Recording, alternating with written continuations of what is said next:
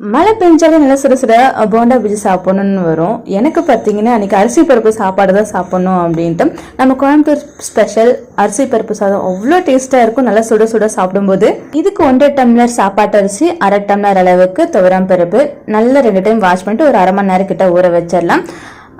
இதுக்கு மீனே பார்த்தீங்கன்னா சின்ன வெங்காயம், வெள்ளை பூண்டு தான். 10லேருந்து 15 சின்ன வெங்காயம், ஒரு 7-8 பல் வெள்ளைப்பூண்டு, அதையும் தோல் சீவி எடுத்து வச்சுட்டு காரத்துக்கு பச்சை மிளகாய், கருவேப்பிலை, கொத்தமல்லி, 2 தக்காளி அதை கட் பண்ணி நம்ம தாளிச்சிட வேண்டியதான். குக்கரில் கடலெண்ணெய், கீ ஆட் பண்ணிவிட்டு மெயினாக இதுக்கு வந்துட்டு சீரகம் ஆட் பண்ணணும். கடுகு போட்டு சீரகம் பொரிஞ்ச பிறகு கடலைப்பருப்பு ரோஸ்ட் ஆன பிறகு நம்ம கட் பண்ணி வச்சிருந்த வெங்காயம், அதுக்கப்புறம் தக்காளி, இது வதங்குறதுக்காக உப்பு, மசாலான்னு பார்த்தீங்கன்னா மஞ்சள் தூள், காரத்துக்கு தகுந்த மாதிரி மிளகாத்தூள், அவ்வளோதான். ரொம்ப மைல்டாக இருக்கும். கொஞ்சம் வதக்கி விட்டுட்டு டேஸ்ட்டுக்கு கொஞ்சமாக மட்டும் தேங்காய் ஆட் பண்ணிக்கிட்டேன். அதுக்கடுத்து ஊற வச்ச அரிசி கூட 1 டம்ளர் அரிசிக்கு 2 டம்ளர் அளவுக்கு தண்ணி ஊற்றி தேவையான அளவுக்கு உப்பு போட்டு ஒரு 3 விசில் வெட்டு எடுத்தால் ரெடி ஆயிரும்.